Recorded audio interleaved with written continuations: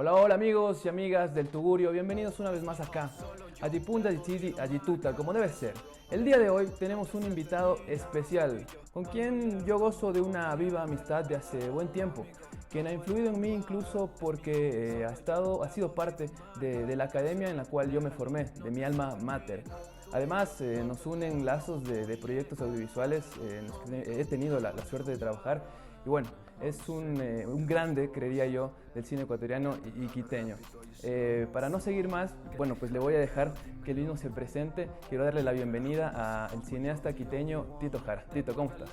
¿Qué dice Vico? Encantadísimo de estar por acá contigo y nada, feliz de que podamos conversar otra vez. Ya hemos conversado ahí en la vida. Sí, hemos conversado largamente. Bueno, el día de hoy vamos por lo que nos atañe principalmente, que es tu nuevo proyecto en el cual estás interesado, que ya ha tenido éxito, entiendo yo, a nivel internacional. Se han concretado algunos acuerdos con HBO, por ejemplo. Cuéntanos un poquito más de qué va El Rezador y cómo está la campaña ahorita ya de lanzamiento casi. Casi de lanzamiento. Básicamente le estamos contando al público del proyecto El Rezador que ya no es un proyecto, es una película que está terminada. Y si te hago un pequeño contexto, es un largometraje que tiene coproducción entre Ecuador, España y Colombia. Es un thriller que también tiene una fuerte carga de drama, porque involucra la historia también de una familia. Un estafador y una familia. Y por ahí puedes entender un poco el tema del thriller y del drama. Y se desarrolla, a pesar de que es una coproducción entre los tres países, se desarrolla totalmente en la ciudad de Quito y está protagonizada por Andrés Crespo, por el Carlos Valencia y por la actriz colombiana Emilia Ceballos. Y nada, la película está lista y nosotros súper contentos, empezando un poco a moverla internacionalmente. La estrenamos hace muy poquito, hace unas 3, 4 semanas en el Festival IFFI de Goa, que es el Festival Internacional de Cine de la India. Es un festival importante y además súper interesante, porque es una cultura súper distinta a la nuestra. Y la película tuvo una recepción súper cálida, yo estoy súper contento. Buenísimo, buenísimo. ¿Sabes qué? Quiero que nos cuentes más o menos en qué te inspiraste, de qué va la historia más o menos. Mira, es que si yo busco la génesis de la historia, encuentro muchísimas ideas anteriores, inclusive a la que te voy a contar en este momento. Pero digamos que una de las más importantes es una experiencia que viví al conocer a un pequeño estafador que fingía ser un cura en los funerales y seguramente en otros espacios también, estoy seguro, porque su negocio era dar misas falsas y robarse la limosna. Entonces yo estaba en un funeral, una misa de cuerpo presente, y de alguna manera pude detectar que este tipo no era un cura. O sea, de hecho tenía algunos detalles que te podías dar cuenta. O sea, esta cosa que se ponen aquí, ¿cómo se llama? ¿Estola es?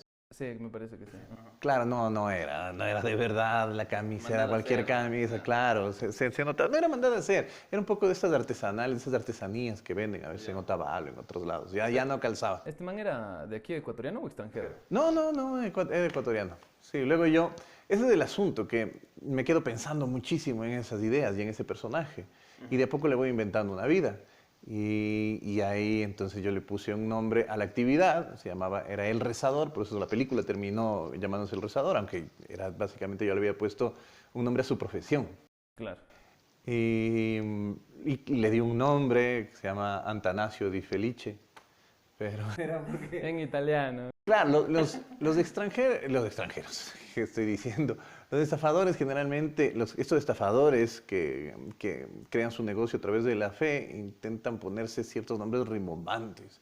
Y sí, que parezcan algo extranjeros, que cause cierta intriga. Y yo tenía un profesor en la universidad que era gringo, pero tenía un nombre italiano, se llamaba Antanasio Di Felice, profesor de inglés. Ok, claro, Y, podría y parecer. me iba muy mal en su clase, pero tampoco nunca me olvidé del nombre.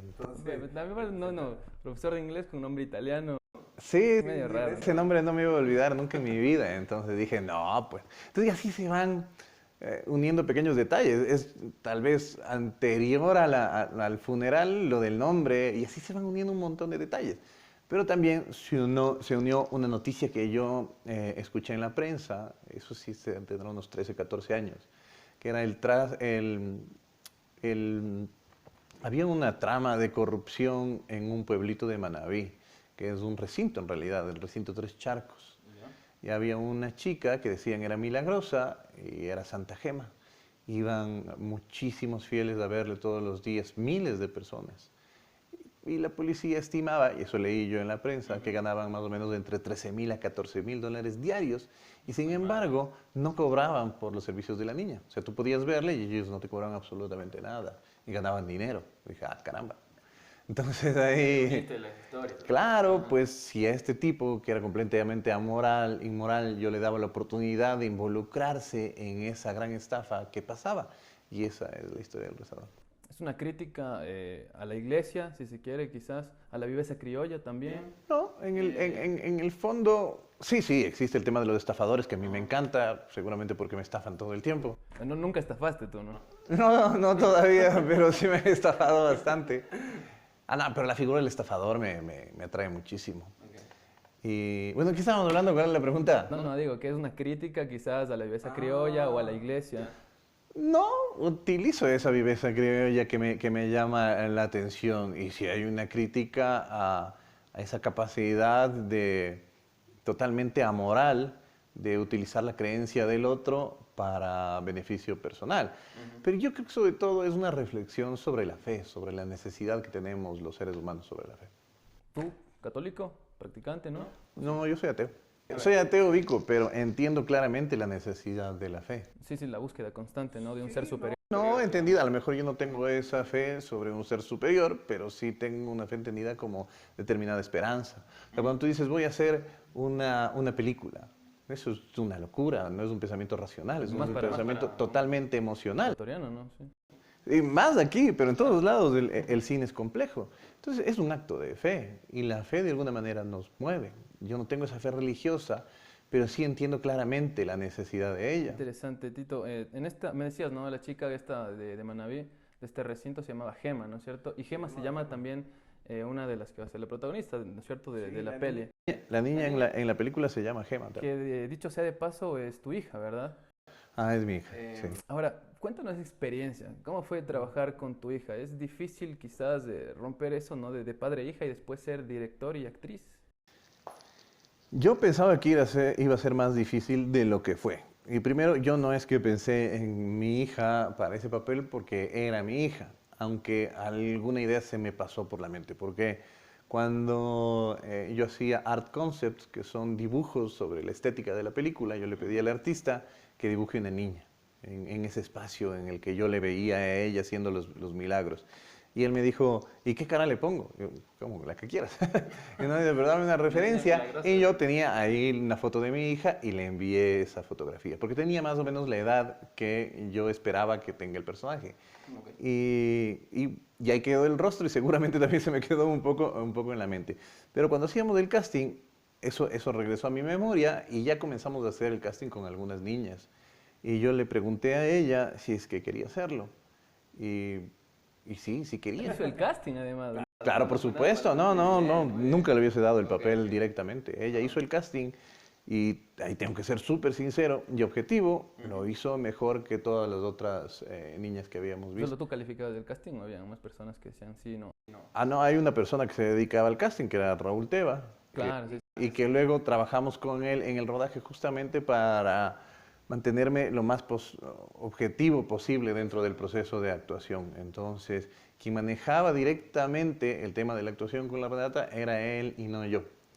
Porque somos demasiado cercanos, yo y mi hija. Conflicto de intereses ahí. Claro, él tenía esa posesión así como un poco era el maestro de actuación. Entonces, yo hablaba con él hablaba con Renata. No sé cuánto caso le hacía a él, cuánto caso me hacía a mí, pero las cosas funcionaban y Renata lo hizo de una manera súper profesional. O sea, y yo te repito, jamás le hubiese dado el papel por ser mi hija. Le di el papel porque lo hizo mejor que cualquier otra niña. ¿Primera experiencia actoral de ella, de Renata? No, ya había salido en un video tuyo. De ahí copiando, me acuerdo que salió. Claro, Sí, claro. está bueno. El protagonista, Andrés Crespo, tiene un montón de reconocimiento aquí en el país, ¿no es cierto? Por varias películas, también tiene posiciones fuertes en cuanto a política y demás. Hasta es un actor representativo. Tiene una gran proyección internacional. Acuérdate que él estuvo en Narcos, estuvo en la serie esta de Ciro Guerra, que también está en Netflix, se llama Frontera, una cosa así creo que era. Frontera Verde o algo así, en un proyecto de una serie súper chévere que se llama Camionero. Eso es importante, Andrés. Tiene una chévere proyección internacional, pero tampoco es que yo le he elegido por eso, ¿verdad? Porque sentí que era la persona adecuada, el actor adecuado para encarnar el personaje. ¿Fue siempre la primera opción o no? Inicialmente yo cuando comenzaba a pensar en el personaje pensé siempre en el Andrés, pero en el proceso sí, como conocí un actor extranjero y comencé a conversar con él, de alguna manera comenzamos a construir una nueva versión del personaje protagonista un poco adecuada a sus características. Ya no tiene mucho sentido decir quién es. ¿La nacionalidad se puede? Sí, argentino. Hubiera quedado bien también con ese nombre, ¿no? Con el apellido medio italiano. Sí, pues ese era un poco lo que jugábamos con él y trabajamos con él un par de años y fue súper interesante. Luego finalmente no se pudo dar y no pasó nada, pues, o sea, así es la vida, así son los proyectos, sobre todo cuando demoran tanto tiempo y las agendas en determinados actores que tienen cierto reconocimiento, ya es complicado que cuadren con la tuya. Entonces no hice nada más que volver para atrás y desdibujé un poco lo que habíamos trabajado con este actor para construir nuevamente ese personaje original con el Andrés. Porque tú construyes el personaje en el papel y tienes tu visión sobre él, pero el actor también aporta gran parte de lo que luego va a ser este nuevo personaje, ¿no es cierto? Entonces lo construimos, era un nuevo Atanasio, como 3 versiones de Atanasio. Y que quedó súper bien la actuación de él. En El Rezador yo no entiendo totalmente la actuación del Andrés sin estar en contra la actuación del Carlos Valencia. O sea, es una dinámica maravillosa. En Pescador también trabajan juntos, pero tal vez no tanto tiempo en pantalla y no en esa posición directa de protagonista-antagonista. Y en el Carlos sucede lo mismo, ¿no? O sea, un poco también la gente le pide ser de alguna manera ese personaje que también es uno de los personajes que trabajó con Sebastián Cordero. Creo que les pasa un poco a los dos, al Andrés y al Carlos, ¿no? Intentar ser Ángel o intentar ser el Blanquito, pero Carlos también está en un registro totalmente distinto, además mucho más parecido a su verdadera personalidad, porque él no es así ni tan extrovertido como aparece, ¿no? en los papeles. Es un tipo bastante callado, súper inteligente, analítico, y este papel creo que se parece mucho más al verdadero Carlos Valencia. Entonces los dos están en un registro totalmente distinto al que la gente está acostumbrada y la dinámica que tienen entre ellos cuando están en escena juntos es genial. Es bellísima. Sí, es verdad, ¿no? Son actorazos los dos.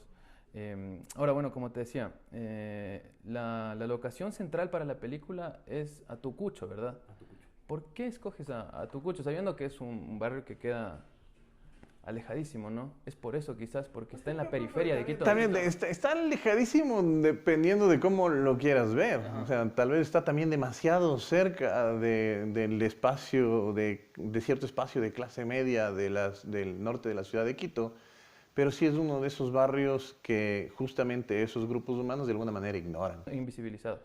Claro, yo siempre le digo a la gente, voy a grabar en Atucucho. ¿Qué es Atucucho? Y sin embargo, desde gran parte del norte de la ciudad, Atucucho es increíblemente visible. O sea, lo vemos todos los días, pasamos por ahí. Quienes utilizamos la avenida Accidental, que realmente se llama Avenida Mariscal Sucre, pasamos por Atucucho todos los días y nadie sabe ni que existe. Y eso a mí siempre me llama muchísimo la atención.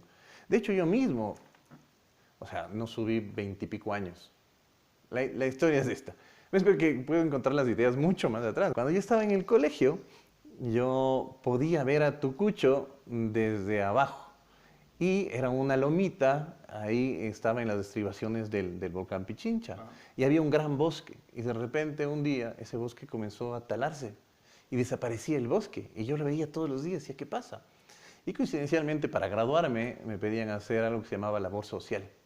No sé, ahora van a hacer nuevo la premilitar o algo así. Pero, algunas versiones de eso. Claro, y nos dijeron que teníamos que subir a ese lugar que se llamaba Atucucho, que se traduce el Rincón del Lobo, y ahí lo que teníamos que hacer era hacer como un censo de las personas que estaban invadiendo ese lugar. Era una invasión. era una invasión. Y en ese tiempo eran solamente palos y plásticos que simulaban ser hogares y la gente estaba ahí. Y a mí me causó muchísimo la atención. Entonces pensé por Atocucho igual, ¿ves? Ya 25 años. Que no volviste a Tucucho. No, no volví y no subes porque la gente dice, no, que tienes que tener cuidado, cosa que es ridícula. Tucucho es un barrio súper organizado al que le debo muchísimo en la película. Y bueno, escribí las primeras versiones del rezador sin tener un contexto muy real de cómo era. Luego, evidentemente, subí y ya vi cómo eran las cosas, ya adecué el guión a la verdad del barrio. Pero Atucucho es un protagonista en el rezador, es súper importante. Y la gente de Atucucho también. O sea, sin ellos no podría haber hecho la película y cierta verosimilidad la dan los personajes que son gente de Atucucho que actúan en la película. Eso te iba a decir, hay mucha gente, ¿no? De Tucucho que actúa en la peli. Se les ve maravillosos y descubrí gente talentosísima. Sí, sí, muy interesante ese tema de Tucucho. Bueno, ahora te quería consultar el tema del actor, ¿no es cierto? ¿El actor ecuatoriano es costoso o no es costoso en relación al mercado? Yo creo que ese es un tema complicado. Al no existir una industria en el Ecuador, tampoco existe una estandarización de costos de producción. Entonces, tú sabes que los costos de cualquier cosa, del trabajo de una persona, de un servicio, de un producto, se dan en relación a la oferta y la demanda. Y acá, al no tener una industria, es difícil esa comparación. Además, existen proyectos que tienen muy poco presupuesto, proyectos que tienen un presupuesto muy alto, y la gente que... No, no muy alto, no hay nada por aquí, pero que cosas que tienen presupuestos más fuertes, y la gente que trabaja en el cine casi siempre se adecúa a esas circunstancias. Y eso es lo maravilloso, porque hacemos esto con amor. Es la verdad, todavía no es una industria que digamos vamos a tener tantas películas voy a hacer en este año. Alguna gente sí, pues que de alguna vez se van convirtiendo en indispensables dentro de la cinematografía. Pero entonces ese es el asunto. No te puedo decir si es caro, si es barato. La película tiene una valoración, un costo total de $600.000, si no estoy mal, ¿verdad? Un poco más también. Poco más, poco menos. Muy bien. ¿Cómo lograste financiar? Porque la gente dice, todo ha de haber salido del bolsillo de él, o no sé, auspiciantes. Queremos que nos expliques cómo es el tema de la financiación. Es un tema complicado y muy largo, por eso este proyecto tiene 9 años desde que inició para poder conseguir el dinero, para poder rodarla. Entonces, existen muchas fuentes de financiamiento a las que vas accediendo de a poco, creciendo el proyecto, y entre ellas están el Ministerio de Cultura, con el IFI, está el programa Ibermedia, que es un programa iberoamericano para financiar cine en coproducción. Está, bueno, aportes de los coproductores colombianos, de los coproductores españoles. Está la empresa privada ecuatoriana que también nos ha apoyado. ¿Puedo decir quiénes son? Sí, por supuesto, no pasa nada. Sí, no, es que hay que decirles porque eso es importante. Claro, esta es tu pauta, no pasa nada. No es que sea la pauta, sino que la empresa privada que decide apostar por un proyecto cultural tiene que ser reconocida. Ese es el asunto. Ya ha estado Memorial, que apoyó el proyecto cuando todavía era solo un papel. Estuvo Alem, que también desde siempre nos dijo, nosotros vamos a apoyar esta película. Está también Quito Turismo, del municipio de Quito, que entendió que la película era un proyecto con proyección internacional y sabía que eso ayuda a posicionar la imagen de Quito en el exterior. Por supuesto, no, buenazo. O sea, hay fondos concursables a los cuales uno puede acceder y tratar de ganarlos, por supuesto, ¿no? Claro, son fondos concursables. ¿Ganaste alguno o varios de esos, me parece? Ganamos el Fondo de Desarrollo, que nos permitió consolidar el proyecto. Tuvimos varias ayudas de laboratorios, de mercados, de festivales internacionales. Estuvimos en San Sebastián, comenzamos en el Marché de Films de Cannes, que nos llevó también en ese tiempo el CNCine. Es tanto tiempo el proyecto que las instituciones han cambiado de nombre. O sea, comenzamos en el CNCine, terminamos en el IFI. Y estuvimos en laboratorios de guión en España, en Bolivia, en Colombia. Es un proceso súper complejo. El ISFI da fondos, ¿no? ¿Ganaste esos fondos del ISFI o no? Gané lo primero los de desarrollo, que te digo, para consolidar de alguna manera el proyecto, eso que te puedes acercar a alguien y pedirle que te ayude con el financiamiento, y luego ganamos el fondo de producción, como ganamos el fondo Ibermedia también de desarrollo y el de coproducción. Ok. El ISFI, bueno, para quienes no saben, es el Instituto de Fomento a la Creatividad y la Innovación, ¿no es cierto? Ahora, a ver, hablemos sobre el ISFI. He visto ya recurrentemente que hay críticas sobre la institución, que muchas veces los concursos pues no tienen muy claras las bases, los criterios, la rúbrica sobre la cual se califica. Muchas veces incluso el jurado no es el ideal, si se quiere. ¿Cuál es tu visión sobre eso? ¿Estás de acuerdo? Los concursos que han sido del CNCine, del ICA, del IPSI, han sido siempre concursos con muchísimas cosas criticables, pero concursos que han estado basados en un sistema de selección muy transparente y muy rígido, con jurados casi siempre internacionales, si no digo siempre. O sea, si son 3 jurados, 2 internacionales, si son 4, 3 internacionales. O sea, gente que no tiene relación directa con los proyectos para evitar ese tipo de lucubraciones que dicen le están dando al amigo, etcétera, etcétera. Ahora, que existen ciertos cineastas que han ganado más fondos que otros, es verdad y de alguna manera responde a determinada lógica.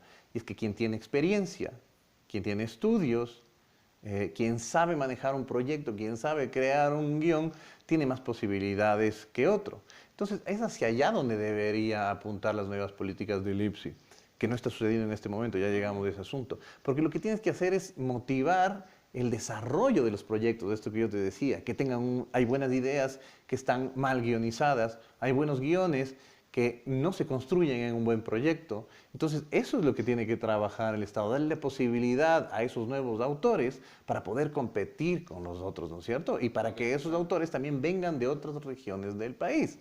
¿Sí me entiendes? Totalmente. Entonces, eso es fundamental. Pero, sin embargo, lo que sucede ahora es que el IFI lo que hace es caer dentro de una cantaleta súper falsa y muy mala de los mismos de siempre, y lo que hace es eliminar la categoría de guión, la categoría de desarrollo y la categoría de distribución. Yo no sé qué lógica tiene eso. Pero lo que ha pasado es que ha habido de a poco un decaimiento en las relaciones entre el IFE y los cineastas. Entonces, si no conversamos, si no nos entendemos, ¿cómo podemos entender las políticas públicas más adecuadas para que el cine se siga fomentando y para que también abramos ese espectro a nuevos cineastas, ¿no es cierto? Claro. Por ejemplo, deberían haber categorías de ópera prima, que es de primera película. Eso no existe en el Ecuador, pero sí existe en las leyes de cine y en las bases de muchos países. Y eso tiene un sentido súper lógico. El cineasta que va a hacer su primera película no compite en las mismas condiciones que el cineasta que tiene muchísima más experiencia. Entonces, eso no es igualdad de competencia, ¿no es cierto? Es como decir, Mike Tyson contra un bebé, no le haces pelear, ¿no es cierto? No, total. Entonces, esa es la cosa. Entonces, separar. Hay un montón de cosas que se pueden hacer para intentar diversificar el grupo de personas que acceden a los fondos, pero no son las que está haciendo de manera correcta el IFI, al menos desde mi punto de vista. O sea, lo que tú dices o lo que lo que tú dices es más bien como de alguna manera capacitar, si se quiere, a las personas para que presenten mejor sus proyectos, a estas personas nuevas que van entrando en la industria, antes que censurarles a quienes ya tienen experiencia y suelen ganar con más frecuencia los fondos, que creo que es más o menos lo que quiere hacer el IFSI. No sé si claro, porque si quieres crear una industria, tienes que hacer que las personas puedan crear no una película cada 10 años, como es lo que te estoy contando yo ahorita, sino que yo y otras personas podamos hacer 3, 4, que salgamos una al año y que todos tengamos un sustento de vida. Eso también es un trabajo. Entonces no puedes cortarle a la gente sus procesos. ¿Qué categorías nomás hay ahorita? Que me decías que ya han quitado la de guión, no sé qué. Pues ya no me sé exactamente, no me acuerdo, pero ahorita está producción, porque ahora todo se mezcló, ¿no? Nos desaparecieron el Instituto de Cine y lo mezclaron dentro de un Instituto de Artes Generales. Y eso también es súper malo, porque el cine todas las artes son respetables, todas necesitan el fomento, todas son complejas, pero el cine tiene su propia dinámica que es realmente complicada. O sea, hay muchísimas artes ahí involucradas. Y eso justifica que exista su propio instituto con su propio presupuesto. Pero ahora dice, le escuchaba a alguien que decía del IFI que han detectado que mucho más dinero se ha ido al cine que a otras artes. Por supuesto, el cine es mucho más caro que otras artes. y no, no significa que las otras no lo necesiten. Entonces esa es la cosa, tenemos que entendernos, Vico, y mientras el diálogo esté roto, no lo vamos a poder hacer. Si la cosa no es de pelearse, es de comunicarse y de entenderse. Estas reglas se modifican recientemente con la nueva administración, no sé hace cuánto está. Mira, ha existido durante años un proceso en el que este diálogo va decayendo y va llegando a esto que yo considero que es el punto más bajo en ese diálogo, en el que básicamente alguien está hablando hacia un lado y otro hacia el otro, y no encontramos esa posibilidad de diálogo, aunque se ha pedido ese diálogo formal. Se han hecho solicitudes formales para poder dialogar que no se han respondido y que lamentablemente se han respondido a través de redes sociales con mensajes, o sea, que colaboran muy poco a este diálogo del que te digo necesitamos todos. Quien preside esta institución es Lorena Robalino, si no me equivoco, ¿no? Sí, que yo siempre he considerado que es una mujer admirable e inteligente y yo creo que debemos encaminar todos los procesos y todas nuestras acciones para que podamos dialogar, como te digo. Él es quien no ha tenido respuestas favorables directas y más bien por ahí ha hecho algo, un pronunciamiento en redes sociales y no directamente. Sí, aunque yo creo que ya no deberíamos tanto hablar de eso porque es caer encima de esa problemática que a mí, yo creo que es una discusión. No es banal en el fondo, pero si lo dejamos en el tema de las redes sociales, creyendo que existen los mismos de siempre y los no de siempre, estamos en un problema. O sea, tenemos que hablar las cosas con seriedad y con profundidad y no quedarnos en una peleita mediática, que ni siquiera es mediática, una peleita de redes sociales, que no le hace bien a nadie. Pero sí, hay que reclamar, o sea, esas no son las formas, evidentemente. Esas son, no son las formas, ese no es el camino, pero una vez que esté el reclamo hecho, como se ha hecho a través de las asociaciones cinematográficas, vamos a buscar el camino eficiente para poder dialogar. Yo creo que esa sí es la forma de hacerlo. Ahora, de parte del Ministerio de Cultura, pues ya tenemos a nueva ministra, María Elena Machuca. Es muy poco el tiempo quizá que está presidiendo esta institución, pero se ven cambios, hay proyectos interesantes. Vi que quiere poner algunos incentivos para empresas nacionales y extranjeras que quieran financiar proyectos culturales. ¿Se nota algo? ¿Estás de acuerdo con la visión? Yo todavía no estoy muy claro en cuál es la visión del Ministerio de Cultura en este gobierno y quisiera entenderla más, pero por el momento yo no veo cambios radicales, importantes o completamente necesarios dentro de nuestra problemática, de nuestro contexto. Y no digo que eso no vaya a cambiar, digo que hay que analizarlo con cuidado y que yo todavía por el momento no estoy muy claro en cuál es el objetivo y cuál es su dinámica de creación de políticas públicas y además su plan para apoyar a la cultura del Ecuador. De hecho, hay cosas en las que no estoy muy claro que funcionen, como esto de los proyectos de los barrios y otros más. Pero creo que tenemos que encontrarnos, tenemos que analizarlo con cuidado. Sí, por supuesto. Veamos, y démosle tiempo también a ver cómo le va a la nueva ministra.